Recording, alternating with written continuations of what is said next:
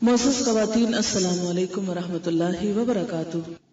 نحمده ونصلی علی رسولہ الکریم، اما بعد فاعوذ باللہ من الشیطان الرجیم، بسم اللہ الرحمن الرحیم۔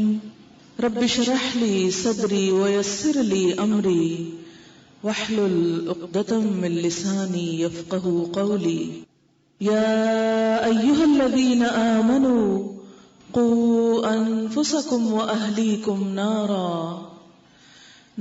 وقودها الناس والحجارہ علیہا ملائکۃ غلاظ شداد لا یعصون اللہ ما امرہم ویفعلون ما یؤمرون۔ یا ایھا الذین کفروا لا تعتذروا اليوم انما تجزون ما کنتم تعملون۔ یا ایھا الذین آمنوا توبوا الی اللہ توبۃ نصوحا عسى ربکم ان یکفر عنکم سیئاتکم ویدخلکم جنات تجری من تحتها الانہار یوم لا یخزی اللہ النبی والذین آمنوا معہ نورهم یسعى بین ایدیہم وبایمانہم یقولون ربنا اتمم لنا نورنا واغفر لنا انک علی کل شیء قدیر۔ یا ایھا النبی جاہد الکفار والمنافقین واغلظ علیہم ومأواہم جہنم وبئس المصیر۔ ضرب اللہ مثلا للذین کفروا امرأة نوح وامرأة لوط كانتا تحت عبدين من عبادنا صالحين فخانتاهما فلم يغنيا عنهما من الله شيئا وقيل ادخلا النار مع الداخلين۔ وضرب الله مثلا للذين آمنوا امرأة فرعون إذ قالت رب ابن لي عندك بيتا في الجنة ونجني من فرعون وعمله ونجني من القوم الظالمين۔ ومريم ابنة عمران التي أحسنت فرجها فنفخنا فيه من روحنا وصدقت بكلمات ربها وكتبه وكانت من القانتين۔ صدق اللہ العظیم۔ شروع کرتی ہوں اللہ کے نام سے جو بے انتہا مہربان نہایت رحم فرمانے والا ہے۔ اے لوگو جو ایمان لائے ہو، بچاؤ اپنے آپ کو اور اپنے گھر والوں کو اس آگ سے جس کا ایندھن انسان اور پتھر ہوں گے، جس پر نہایت تندخو اور سخت گیر فرشتے مقرر ہوں گے، جو کبھی اللہ کے حکم کی نافرمانی نہیں کرتے اور جو کچھ بھی انہیں حکم دیا جاتا ہے اسے بجا لاتے ہیں۔ اس وقت کہا جائے گا کہ اے کافرو، آج معذرتیں پیش نہ کرو، تمہیں تو ویسا ہی بدلہ دیا جا رہا ہے جیسے تم عمل کر رہے تھے۔ اے لوگو جو ایمان لائے ہو، اللہ سے توبہ کرو، خالص توبہ۔ بعید نہیں کہ اللہ تمہاری برائیاں دور کر دے اور تمہیں ایسی جنتوں میں داخل فرما دے جن کے نیچے نہریں بہ رہی ہوں گی۔ یہ وہ دن ہوگا جب اللہ اپنے نبی صلی اللہ علیہ وسلم کو اور ان لوگوں کو جو آپ کے ساتھ ایمان لائے رسوا نہ کرے گا۔ ان کا نور ان کے آگے آگے اور ان کی دائیں جانب دوڑ رہا ہوگا، اور وہ کہہ رہے ہوں گے اے ہمارے رب، ہمارا نور ہم پر مکمل کر دے اور ہم سے درگزر فرما، تو ہر چیز پر قدرت رکھتا ہے۔ اے نبی صلی اللہ علیہ وسلم، کفار اور منافقین سے جہاد کیجئے اور ان کے ساتھ سختی سے پیش آئیے، ان کا ٹھکانہ جہنم ہے اور وہ بہت برا ٹھکانہ ہے۔ اللہ کافروں کے معاملے میں نوح علیہ السلام اور لوط علیہ السلام کی بیویوں کو بطور مثال پیش کرتا ہے۔ وہ دو ہمارے صالح بندوں کی زوجیت میں تھیں، مگر انہوں نے اپنے شوہروں سے خیانت کی اور وہ اللہ کے مقابلے میں ان کے کچھ بھی کام نہ آ سکے۔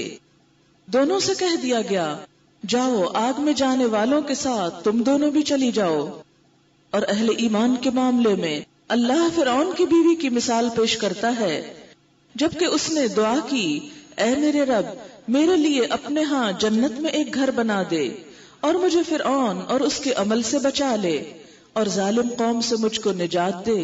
اور عمران کی بیٹی مریم کی مثال دیتا ہے جس نے اپنی شرمگاہ کی حفاظت کی تھی، پھر ہم نے اس کے اندر اپنی طرف سے روح پھونک دی اور اس نے اپنے رب کے ارشادات اور اس کی کتابوں کی تصدیق کی اور وہ اطاعت گزار لوگوں میں سے تھی۔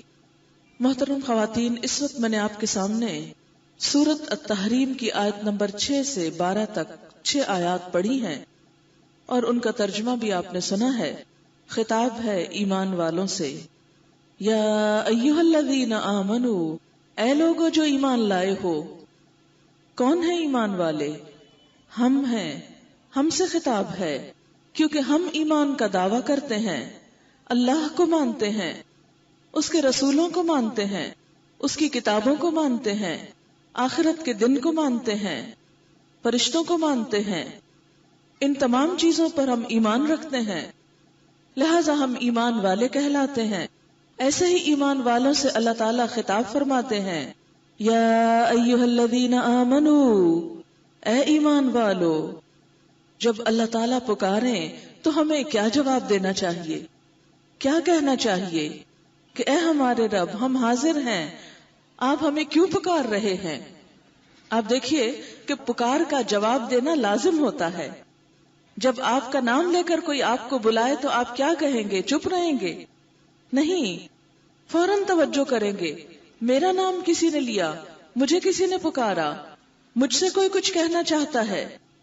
بالکل اسی طرح اللہ سبحانہ و تعالی جب ہمیں ہمارا ذاتی نام نہیں، ہمارا ایمانی نام لے کر ہم کو پکارتے ہیں، اے لوگو جو ایمان لا چکے ہو، تو ہمارا فرض بنتا ہے کہ ہم اس کے آگے جواب دینے والے ہوں کہ جی اے ہمارے رب، ہم حاضر ہیں، ہمیں بتائیے کہ آپ ہم سے کیا چاہتے ہیں۔ اللہ تعالیٰ کیا چاہتے ہیں؟ قوا انفسکم واہلیکم نارا، بچاؤ اپنے آپ کو اور اپنے گھر والوں کو آگ سے۔ گویا ایمان والوں سے اللہ تعالیٰ کا مطالبہ یہ ہے کہ اب تمہیں کوشش کرنی ہوگی تاکہ تم جہنم کی آگ سے خود بھی بچ سکو اور اپنے گھر والوں کو بھی بچا لو۔ عام طور پر ہمارے ذہنوں میں یہ خیال پایا جاتا ہے کہ جب ایک شخص اپنے آپ کو ایمان والا کہہ دیتا ہے، کلمہ پڑھ لیتا ہے، تو پھر جنت اس کا حق ہو جاتی، جنت اس کے لیے ریزرو ہو جاتی، چاہے وہ جیسے مرضی کام کرے، اس کی کوششیں، اس کی محنت جس راستے پہ چاہے لگے، کیونکہ اس نے اللہ کو مان لیا اس لیے جنت اس کی ہو گئی۔ لیکن یہاں تو اللہ تعالیٰ ماننے والوں سے کہہ رہے ہیں کہ اپنے آپ کو آگ سے بچا لو۔ اس کا مطلب یہ ہے کہ کلمہ پڑھنے کے بعد بھی ابھی خطرہ ہے، ابھی فکر کی بات ہے، ابھی کچھ اور کرنا ہے۔ وہ کیا کرنا ہے؟ قوا انفسکم، اپنے آپ کو بچانا ہے، اور صرف اپنے آپ کو نہیں، کیونکہ اسلام خود غرضی کا دین نہیں کہ جس میں انسان صرف اپنی ذات کی فکر کرے۔ اس پر تو لازم ہے کہ وہ اپنے قریب ترین لوگوں کی اور اپنے آس پاس کے لوگوں کی فکر کرے، اور سب سے پہلے جس کی فکر لازم ہے وہ اپنے ہی بیوی بچے ہیں، اپنے ہی گھر والے ہیں، کہ خود کو بھی بچاؤ، وَأَهْلِيكُمْ، اور اپنے اہل و عیال کو بھی بچاؤ۔ کس چیز سے بچاؤ؟ سردی سے، گرمی سے، بیماری سے، دکھ غم تکلیف سے، بھوک سے نہیں، وہ تو بچاؤ گے ہی، لیکن اس سے آگے بھی ایک اور چیز ہے جس سے بچانا لازم ہے، اور وہ ہے نارن، آگ۔ کون سی آگ؟ دنیا کی آگ نہیں۔ دنیا میں تو بچہ چولہے کی طرف جائے تو ہم چیخ پڑتے ہیں، کبھی نہیں چھوڑتے کہ اچھا جانے دو، کوئی بات نہیں، تھوڑا آگ سے کھیل ہی لے، شوق پورا کر لے۔ ہرگز نہیں۔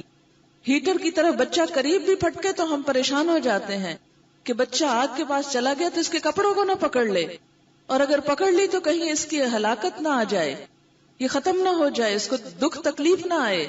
لہٰذا ہم مائیں ہر وقت چوکنی رہتی ہیں کہ بچے کیا کر رہے ہیں، بجلی میں ہاتھ نہ دے دے، کسی تار کو ہاتھ نہ لگا لے، چھری نہ پکڑ لے، آگ میں ہاتھ نہ ڈال لے، کپڑے آگ میں نہ پڑ جائیں۔ قوا انفسکم واہلیکم نارا، لیکن ایک آگ جس کی طرف سے ہم سب بے خوف ہو گئے ہیں، جس کی طرف سے ہم سب بے خبر ہو گئے ہیں، وہ ایک اور آگ ہے جس سے بچنے کے لیے یہاں کہا جا رہا ہے قوا انفسکم واہلیکم نارا، یہ جہنم کی آگ ہے جس سے بچنے کے لیے کہا جا رہا ہے. اور یہ آگ کوئی معمولی آگ نہیں، دنیا کی آگ کے مقابلے میں 70 گنا زیادہ تیز آگ ہے. اور پھر علیہا ملائکۃ غلاظ شداد، اس آگ پر کچھ فرشتے مقرر ہیں جو اندر جانے والوں کو باہر نہیں نکلنے دیں گے، بھاگنے نہیں دیں گے. دنیا میں تو آپ دیکھیں کہ اگر کہیں آگ لگ جاتی تو انسان وہاں سے یا تو اس کو بجھاتا ہے یا بھاگ نکلتا ہے. اگر بجھا نہیں سکتا تو بھاگنا شروع کر دیتا ہے. نکلو نکلو اس گھر سے باہر، نکلو نکلو اس آگ سے باہر، دور چلتے ہیں تاکہ یہ ہمارے پیچھے نہ آئے. لیکن جہنم کی آگ، اس سے اگر کوئی نکلنا بھی چاہے گا تو نکلنے نہ دیا جائے گا. جیسے قرآن پاک کی ایک اور آیت میں آتا ہے کلما ارادوا ان یخرجوا منها من غم اعیدوا فیہا، جب کبھی وہ چاہیں گے غم کی وجہ سے، پریشانی کی وجہ سے کہ اس آگ سے نکل جائیں تو اسی میں دوبارہ دھکیل دیے جائیں گے، وہ اس سے نکل نہ سکیں گے. اسی لیے اللہ تعالیٰ کیا فرما رہے ہیں کہ وہ آگ ایسی آگ ہے علیہا ملائکۃ، جس پہ کچھ فرشتے مقرر ہیں. کون سے فرشتے؟ کیسے فرشتے؟ رحمت کے فرشتے؟ نہیں، عذاب کے فرشتے. کیا صفات ہیں ان کی؟ غلاظ، بڑے سنگ دل ہیں، غلیظ القلب، بڑے شدید قسم کے ہیں، بہت سخت قسم کے ہیں. شداد، شدید ہیں، تندخو ہیں، سخت گیر ہیں، سخت پکڑنے والے ہیں. کسی کے ساتھ کوئی ترس کھانے والے نہیں، کسی کے ساتھ ان کی کوئی دوستی نہیں، کوئی ان کی مدد نہیں کریں گے. علیہا ملائکۃ غلاظ شداد لا یعصون اللہ ما امرہم، جو اللہ ان کو حکم دے گا اس کی نافرمانی نہ کریں گے. یعنی اگر اللہ تعالیٰ کے حکم سے ان کو اس ڈیوٹی پہ مقرر کیا گیا ہے تو وہ کسی وقت سستی نہ کریں گے. دنیا میں تو کیا ہوتا ہے، پہرے دار غافل ہو جاتے ہیں، کبھی چوکی دار سو جاتے ہیں، کبھی ویسے بھول جاتے ہیں یا ادھر ادھر نکل جاتے ہیں، اور لوگ جیل کے دروازے کاٹ کے بھی باہر بعض اوقات نکل آتے ہیں. لیکن یہاں کے فرشتے، نہ ان کو نیند آتی ہے، نہ اونگ آتی ہے، نہ وہ اپنی ڈیوٹی سے غافل ہوتے ہیں.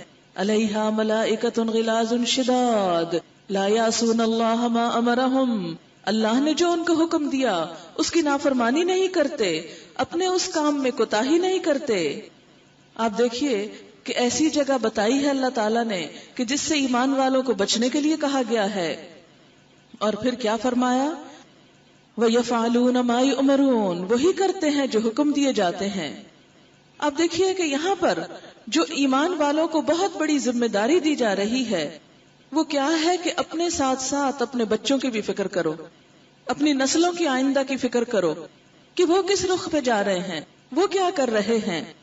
یاد رکھیں کہ دنیا کی آگ تو یا لکڑی سے جلتی ہے، کوئلے سے جلتی ہے، یا پھر گیس سے جلتی ہے، تیل سے جلتی ہے، لیکن جہنم کی آگ انسان کے گناہوں سے جلتی ہے، انسان کے گناہوں سے جلتی ہے، غلط کاموں سے جلتی ہے. ایک روایت میں آتا ہے کہ جنت اور جہنم کچھ نہیں مگر چٹیل میدان ہے. جیسے یہ زمین ہے ایسے میدان ہے. انسان اگر نیک کام کرتا ہے تو وہ اپنے لیے ایک باغ اگا لیتا ہے، ہر کلمہ سبحان اللہ سے ایک جنت میں درخت اگتا ہے. اور اسی طرح جو گناہ بھی انسان کرتا ہے تو اپنی اس آگ کو تیز کرتا ہے، اس کو بھڑکاتا ہے. اس لیے ہمیں سوچنا چاہیے کہ ہم کیا کر رہے ہیں، نیکی کر کے اپنی اس جنت کو سنوار رہے ہیں یا اللہ تعالیٰ کی ناراضگی کے کام کر کے اس جہنم کو بھڑکا رہے ہیں. اللہ تعالیٰ نے صاف طور پر صاف بچنے کے لیے کہہ دیا، اے ایمان والو بچو اور بچاؤ، اپنے آپ کو بھی بچاؤ اور گھر والوں کو بھی بچاؤ. اب آپ دیکھیں کہ ہم میں سے جو اس مجلس میں آج بیٹھے ہیں زیادہ تر ہم مائیں ہیں جو بچے پیدا بھی کرتی ہیں، بچوں کو پالتی بھی ہیں، بچوں کو پروان بھی چڑھاتی ہیں. ہم سب اپنی ذمہ داریاں سوچیں کہ ہم کیا کیا ذمہ داری پوری کر رہے ہیں.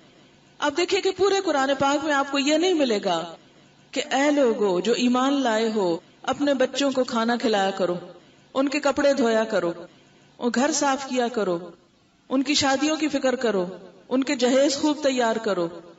کہیں نہیں لکھا ہوا، کیونکہ یہ تو انسان کی ضرورت ہے تو پوری کرے گا. انسان بھوک لگے گی تو روٹی کا بندوبست کرے گا، اپنے لیے بھی بچوں کے لیے بھی، روٹی کھلانے کے لیے کمائی بھی کرے گا اور ان کے لیے گھر بھی بنائے گا، کپڑے بھی پہنائے گا ان کو. لیکن ایمان والوں کی ذمہ داری صرف یہی نہیں کہ جسم کی ضرورتیں پوری کرتے رہیں، کہ بھوک لگے تو کھانا کھا لیں، یا اور ضروریات ہوں تو صرف ان کو پورا کرنے کے لیے صبح سے شام تک فکر کیا کریں. نہیں، یہ ذمہ داری تو ہے ہی، کیونکہ اس کے بغیر گزارا جو نہیں، یہ تو مجبوری ہے، یہ تو کرنا ہی ہے. لیکن ایک اور دنیا بھی ہے اس دنیا کے بعد، وہاں کی بھی کچھ ضروریات ہیں، وہاں کے لیے بھی کچھ کام کرنا ہے، اور وہ کام بھی آج کرنا ہے، اس دنیا میں کرنا ہے، اس زندگی میں کرنا ہے. وہ کل نہیں ہو سکتا، اس کو بھی آج ہی کرنا ہے. جہاں ہم اس گھر کو بنانے کی فکر کر رہے ہیں، وہاں ساتھ ہی اس گھر کے بنانے کی فکر بھی کریں. اگر یہاں فکر ہے نا، ہم میں سے ہر ایک کو غم لگا ہوتا ہے، ابھی گھر نہیں بنا، ابھی کرائے پہ رہ رہے ہیں، یا بن گیا ہے تو اس کی چھت پھٹ رہی ہے، اس کو ٹھیک کرانا ہے، رنگ روغن کرانا ہے، یہ فرنیچر گھر پہ لانا ہے، یہ رکھنا ہے، اب یہ ڈیزائن چل پڑا ہے، اس طرح کی چیزیں بنانی ہے. ساری زندگی صبح سے لے کے رات تک یہی فکریں تو کرتے رہتے ہیں، یہ پرانا ہو گیا ہے، یہ بدلنا ہے، اسی قسم کی باتیں سوچتے رہتے ہیں. لیکن سچی بات ہے، ہم میں سے ہر شخص خود سے پوچھے. ہماری ایک یہ بڑی مشکل ہو گئی ہے کہ ہم ہر وقت یہ ضرور سوچتے ہیں کہ دوسرے لوگ کیا کر رہے ہیں، لیکن یہ نہیں سوچتے کہ ہم خود کیا کر رہے ہیں. یاد رکھیں کہ انسان جب ایک انگلی دوسرے کی طرف اٹھاتا تو 3 اپنی طرف آ رہی ہوتی ہیں. یہ 3 اپنے آپ کو یاد دلا رہی ہوتی ہیں کہ خود کی بھی فکر کرو. اور عقل مند وہ ہے جو اپنی فکر خود کرے. اور سب سے بڑا علم یہ ہے کہ انسان کو اپنی غلطیوں کا پتہ چل جائے کہ میرے اندر کوتاہیاں کتنی ہیں، میرے اندر خرابیاں کتنی ہیں. کیونکہ ہم دنیا بھر کے علم جان لیتے ہیں، کئی سال اسکولوں، کالجز اور یونیورسٹیز میں پڑھتے ہیں، بڑی بڑی کتابیں ہضم کر جاتے ہیں، لیکن کبھی یہ نہیں پتا چلتا کہ ہمارے قصور کتنے ہیں، کہاں کہاں ہماری غلطی ہے، کہاں کہاں کوتاہی ہے، وہ کون سی چیز ہے جو جہنم کی آگ بھڑکانے میں مددگار بن رہی ہے. اس لیے عقل مند وہ ہے جو اپنے بارے میں خود فکر کرے. اس لیے کہ اگر ہم خود اپنے خیر خواہ نہیں بنتے نا، تو کوئی کسی کا خیر خواہ بن نہیں سکتا، کوئی کسی کا بھلا نہیں کر سکتا. ماں بچے کی جگہ امتحان نہیں دیتی ہوتی اور ڈگری نہیں لے کے اس کو دے سکتی. آپ جیسے مثال کے طور پر آپ دیکھیں کہ آپ بچوں کو کھانا پکا کے تو کھلا دیتے ہیں، اگر خود نہیں کھاتے لقمہ اٹھا کے منہ میں ڈال کے کھلا دیتے ہیں، ان کو کپڑے بنا کے پہنا دیتے ہیں اور ان کی شادیوں کا انتظام کر دیتے ہیں. لیکن آپ میں سے کوئی ماں بچے کے حصے کا پڑھ کے اس کو ڈگری نہیں دلوا سکتی. کبھی ایسا ہوا کہ بچہ سکول نہیں جانے کو دل چاہتا تو ماں کہ اچھا بچے کوئی بات نہیں، تیرے حصے کا سکول بھی میں جاؤں گی، اور تیرے حصے کا امتحان میں دوں گی، اور تیرے حصے کے نمبر میں لے کے تجھے دے دوں گی. یہ نہیں ہو سکتا. بالکل اسی طرح آخرت میں بھی کوئی کسی کے کام نہیں آ سکتا، کوئی کسی کے حصے کا عمل نہیں کر سکتا، کوئی کسی کے حصے کی جہنم میں نہیں جل سکتا. اس دن تو ہر شخص کو اپنی فکر پڑی ہوگی. قرآن پاک میں آتا ہے یوم یفر المرء من اخیہ وامہ وابیہ وصاحبتہ وبنیہ لکل امرئ منہم یومئذ شأن یغنیہ. جس دن انسان بھاگے گا اپنے ہی بھائی سے، اپنی ماں سے، اپنے باپ سے، اپنی بیوی سے، اپنے بیٹے سے، سب سے انسان بھاگے گا. یہ نہ مجھے نظر آئے، مجھ سے کوئی نیکی نہ مانگ لیں، مجھ سے کوئی عمل نہ مانگ لیں.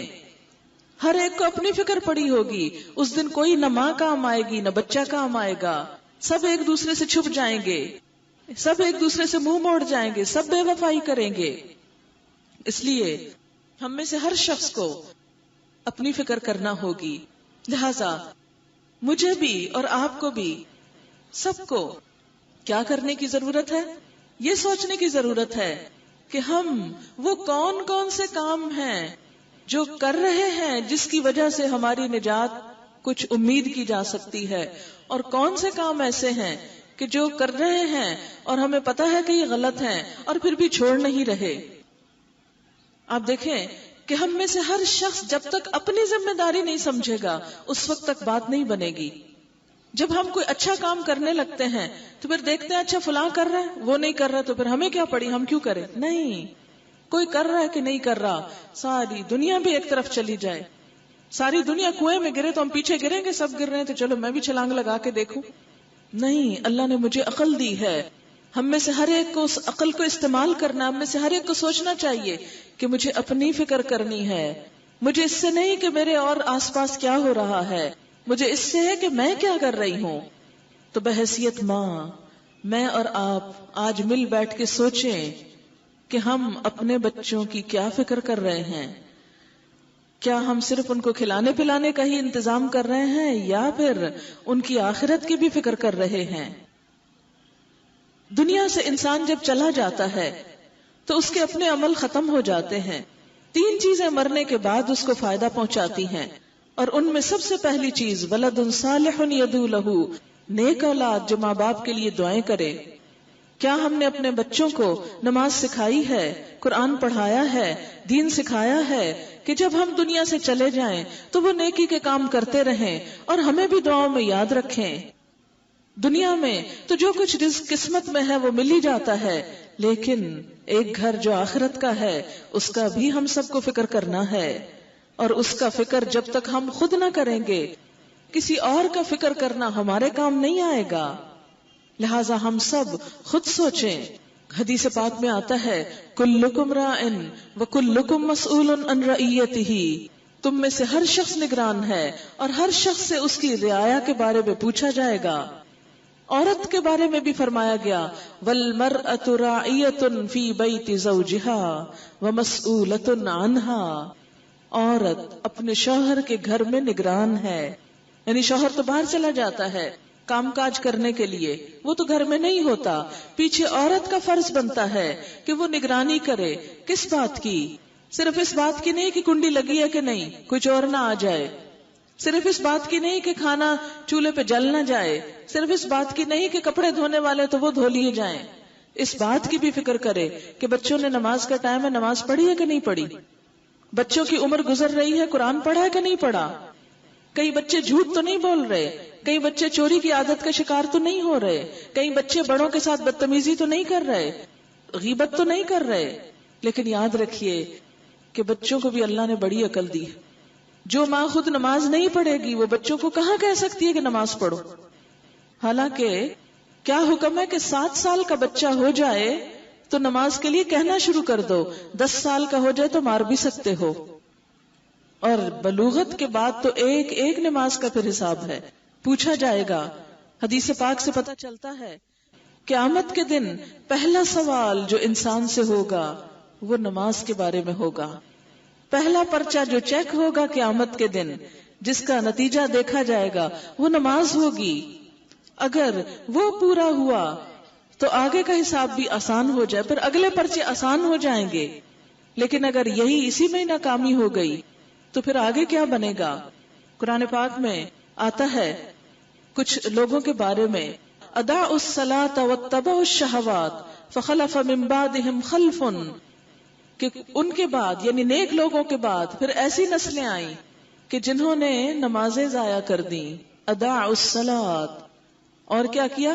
واتبعوا الشہوات، خواہشات نفس کے پیچھے لگ گئے، دنیا کے عیش و عشرت کے پیچھے لگ گئے. ایسے لوگوں کا انجام کیا ہوگا، خواہ وہ پیغمبروں کی اولادی کیوں نہ ہو. فسوف یلقون غیا، ان قریب وہ جہنم میں جائیں گے، جہنم سے دوچار ہوں گے، ہلاکت سے دوچار ہوں گے. قرآن پاک کی ایک اور آیت سے پتہ چلتا ہے کہ قیامت کے دن کچھ لوگ ایسے ہوں گے کہ جن کو اللہ تعالیٰ حکم دے گا کہ سجدے میں جھک جاؤ. یعنی قیامت کے دن سب لوگوں کو جھکنے کا حکم دیا جائے گا، لیکن کچھ لوگ جھک نہ سکیں گے. خاشعۃ ابصارہم، ان کی نگاہیں جھکی ہوئی ہوں گی شرمندگی کے مارے. ترہقہم ذلہ، ان پہ ذلت چھا رہی ہوگی. دنیا میں ان کو سجدے کی طرف بلایا جاتا تھا اور وہ صحیح سلامت تھے اور وہ سجدے کے لیے جھکتے نہیں تھے، لہٰذا قیامت کے دن بھی وہ جھک نہ سکیں گے. ان کی کمر تخت کی طرح اکڑ جائے گی. کیوں؟ اس لیے کہ دنیا میں انہوں نے جھکنے سے انکار کیا ہوگا، دنیا میں انہوں نے اللہ کے آگے جھکنے کا اہتمام نہیں کیا ہوگا. یہ بات بطور خاص میں ماؤں کو اس لیے کہہ رہی ہوں کہ بہت سی مائیں میرے پاس آتی ہیں کہ بچے نماز نہیں پڑھتے. میں پوچھتی ہوں بچوں کی عمر کیا؟ تو بچے جوان ہو چکے.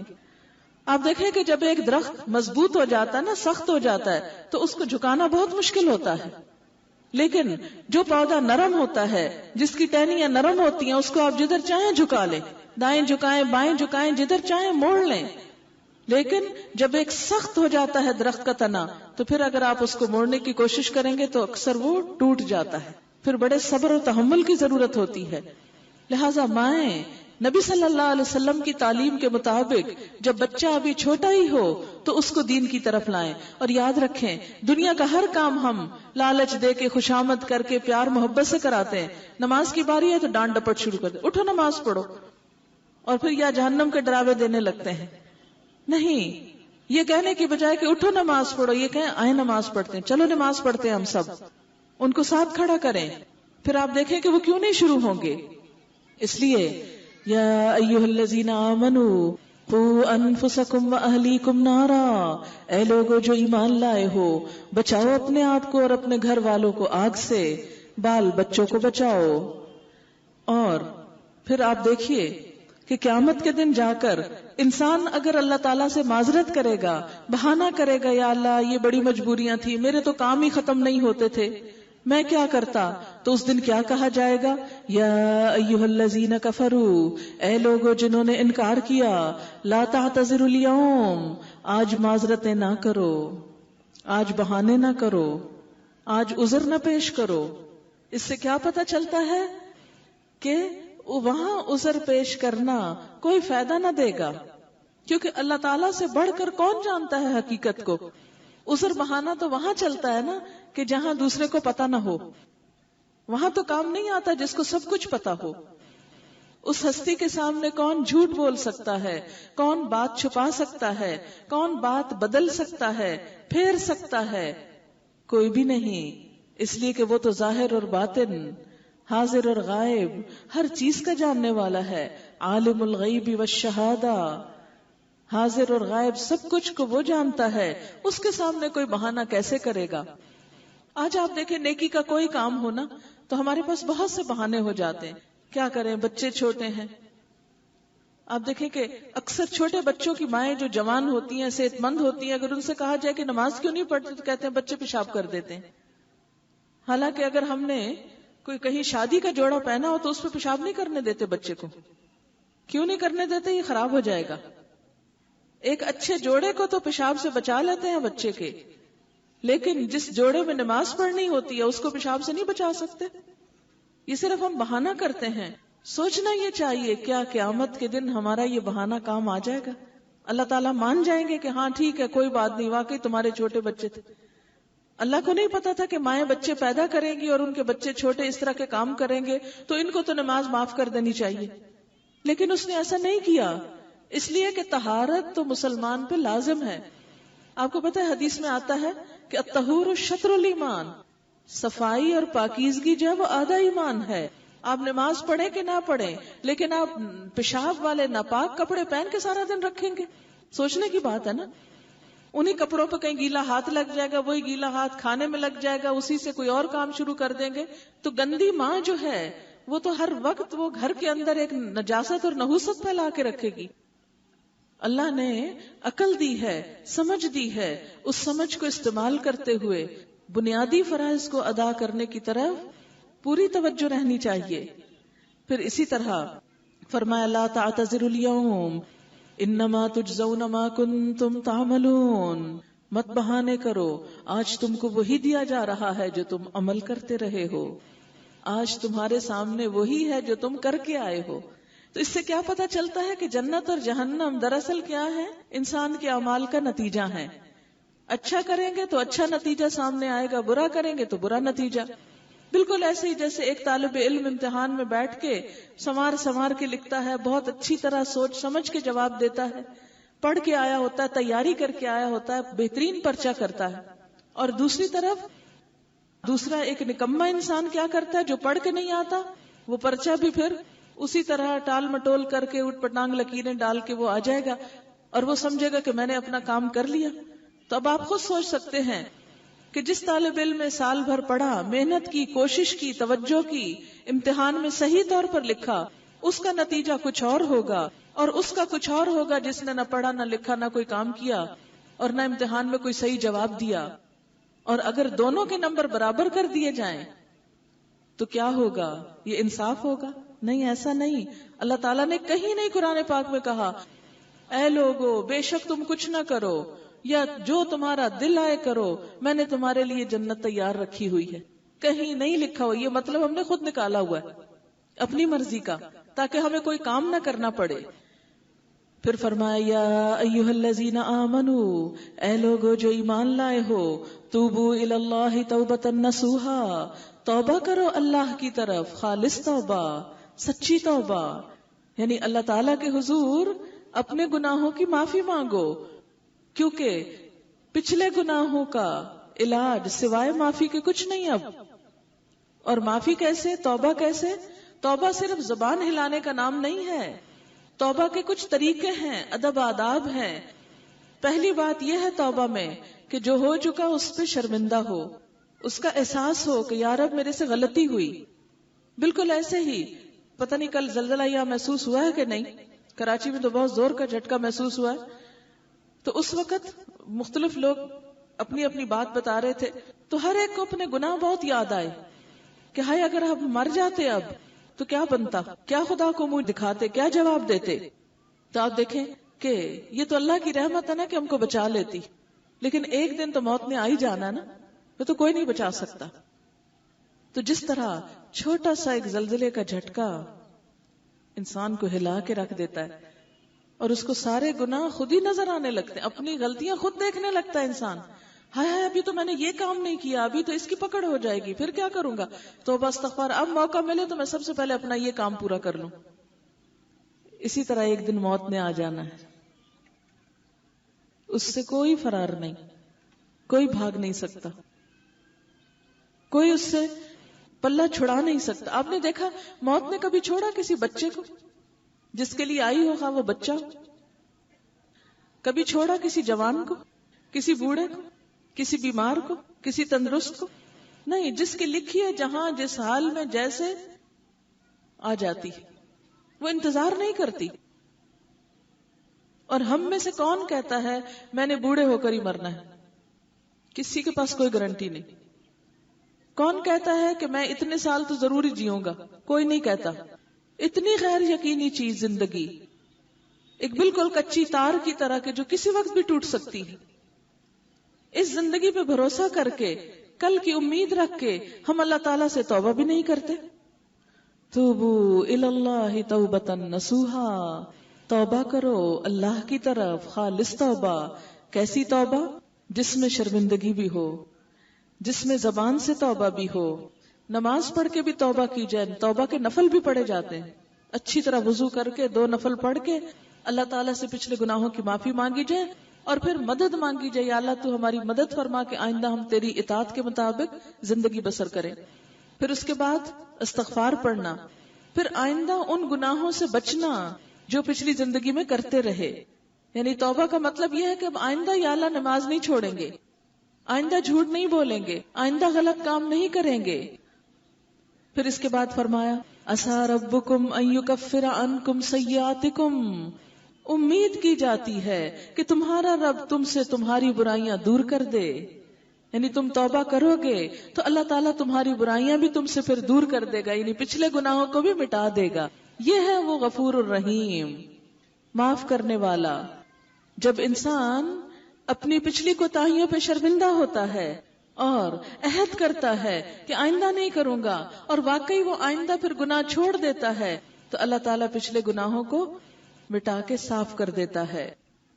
وَيُدْخِلَكُمْ جَنَّاتٍ، اور تمہیں ایسے باغوں میں داخل کرے گا، تجری من تحتها الانہار، جن کے نیچے نہریں بہ رہی ہوں گی، یعنی جنت کے باغ. یوم لا یخزی اللہ النبی والذین آمنوا معہ، جس دن اللہ نبی صلی اللہ علیہ وسلم کو اور آپ کے ساتھ ایمان لانے والوں کو رسوا نہ کرے گا. آپ کے ساتھ ایمان لانے والے کون ہیں؟ جو آپ جیسے کام کریں، جو آپ کے طریقے پر چلے، جو اپنی زندگی کو آپ صلی اللہ علیہ وسلم کی سنت کے مطابق گزارے. آپ دیکھیں کہ کوئی بھی نیک کام اس وقت تک قبول نہیں ہوتا جب تک کہ وہ نبی صلی اللہ علیہ وسلم کی سنت کے مطابق نہ ہو. اور جو شخص آپ سے جتنی محبت کرتا ہے اتنا ہی آپ کے طریقے کو فالو کرنے والا ہوتا ہے، اتنا ہی وہ ہر چیز میں دیکھتا ہے کہ آپ نے کیا کیا. وہ کبھی سنت پر عمل کر کے شرمندہ نہیں ہوتا، کبھی شرمندہ نہیں ہوتا کہ میں سنت پر عمل کر رہا ہوں. لیکن آپ دیکھیے کہ ہمارے ہاں اب کیسا دور آ گیا ہے اور کس قدر افسوس کی بات ہے کہ ہم چھوٹی چھوٹی سنتوں کی پرواہ نہیں کرتے. مثلاً کھانا دائیں ہاتھ سے کھانا چاہیے. ہمارے ہاں اب دن بدن چھری کانٹے کا رواج آ رہا ہے, جس میں بائیں ہاتھ سے کھانا ایک زیادہ فیشن اور خوشی کی بات ہے, زیادہ کانفیڈنس کی بات قرار پاتی ہے. پھر اسی طرح آپ دیکھیں کہ بیٹھ کے کھانا چاہیے, بیٹھ کے پانی پینا چاہیے, لیکن ہم کھڑے ہو کر بے دھیانی میں بعض اوقات پتہ ہی نہیں کہ سنت کیا ہے. بسم اللہ پڑھ کر کھانا چاہیے, اس لیے کہ جس کھانے پہ بسم اللہ نہ پڑھی جائے اس میں شیطان شریک ہو جاتا ہے, بے برکتی ہو جاتی ہے, کھا کر بھی نہیں لگتا, طاقت ہی نہیں آتی, بیماریوں سے نجات کا ذریعہ ہی نہیں بنتا. لیکن ہم اللہ کا نام لیتے ہوئے یا غافل ہوتے ہیں یا شرمندہ ہوتے ہیں یا دھیان ہی نہیں کرتے.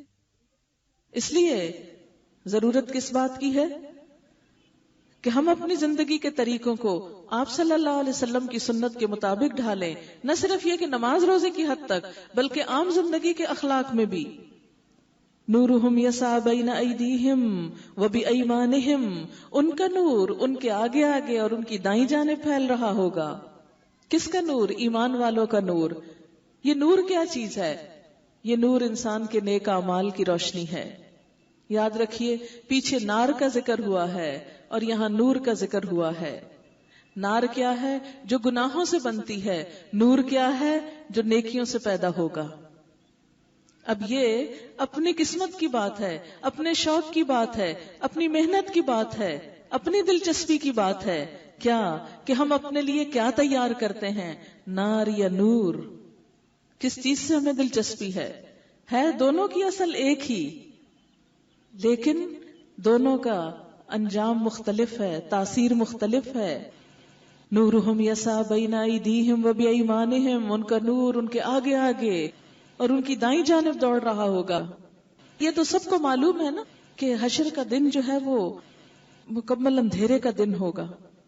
اس دن ہر انسان کے پاس جو روشنی ہوگی اس کے اپنے عمل کی ہوگی, کوئی شخص کسی دوسرے کو نہ دے سکے گا. نبی صلی اللہ علیہ وسلم نے فرمایا, کچھ لوگ ایسے ہوں گے کہ جن کا نور ان کے جیسے مدینہ سے صنعاء تک جا رہا ہوگا. صنعاء یمن کا ایک علاقہ ہے, تقریباً 1500 کلومیٹر بنتا ہے مدینہ سے, کہ وہاں تک جا رہا ہوگا, دور دور تک اس کی روشنی پھیل رہی ہوگی. یہ وہ لوگ ہوں گے جن کی نیکیاں, ایک تو یہ کہ ذاتی نیکیاں بہت ہوں گی, دوسرا یہ کہ انہوں نے اللہ کے دین کو پھیلایا ہوگا. ان کی حرص اور شوق یہ ہوگا کہ نیکی کی بات ہر جگہ پھیل جائے, دور دور تک پھیل جائے. ہم ایسے کام کر جائیں کہ جس سے خیر پھوٹے. ہم اپنا وقت, اپنا مال, اپنی طاقت, اپنی کوشش, اپنا علم, اپنی ذہانت, اپنے بال بچے, اپنے وسائل اس کام میں لگائیں کہ جس سے اللہ کا نام, اللہ کا پیغام, اللہ کا دین دور دور تک پھیل جائے. جو اس کام میں جتنی کوشش کرے گا, جتنی محنت کرے گا, خود اچھا بننے کے بعد, اپنے بال بچوں کو اچھا بنانے کے بعد, عام لوگوں کی بھلائی کی فکر بھی کرے گا, تو قدرتی طور پر اس کا نور دور دور تک پھیلے گا. کچھ لوگوں کا اس سے کم, کچھ کا اس سے کم, حتیٰ کہ منافق کا نور بس اس کے ناخن کے انگوٹھے میں ہوگا, کبھی جلے گا کبھی بجھ جائے گا, اور وہ پریشان ہوگا کہ یہ کیوں ہو رہا ہے. تو اس کو بتایا جائے گا کہ ظاہر ہے کہ کبھی وہ ایمان کی حالت, کبھی کفر کی حالت پر, کبھی دین کی طرف آ گئے, کبھی دین کو بالکل بھول گئے. آج ہمیں بھی سوچنا چاہیے, جو مسلمان ہوتا ہے وہ تو ہر جگہ مسلمان ہوتا ہے. مسلم عربی زبان میں ایک بڑی دلچسپ اصطلاح ہے. اگر آپ ڈکشنری میں لغت میں مسلم کا مطلب معلوم کریں تو مسلم کہتے ہیں اس اونٹ کو جس کی ناک میں نکیل ڈال دی جائے, مہار ڈال دی جائے, اور اس مہار کو کسی نے اپنے ہاتھ میں پکڑ رکھا ہو اور جدھر اس کو لے جانا چاہے ادھر لے جائے. یعنی ایک تو ہوتا ہے نا کھلا اونٹ, جدھر دل چاہے خود ہی گھومتا پھرتا رہے, ادھر منہ مار, ادھر چار اس کے درخت میں توڑ, یعنی جہاں اس کا دل چاہے جائے. اور مسلم وہ اونٹ ہوتا ہے کہ جو شتر بے مہار, یہ محاورہ بھی ہے نا, اردو میں بھی یہ بولتے ہیں, شتر بے مہار. شتر کہتے ہیں نا اونٹ کو, اور بے مہار یعنی اس کی مہار کوئی نہیں, لہذا وہ کھلا پھر رہا ہے, اس کی زندگی میں کوئی مقصد نہیں, کوئی ایم نہیں.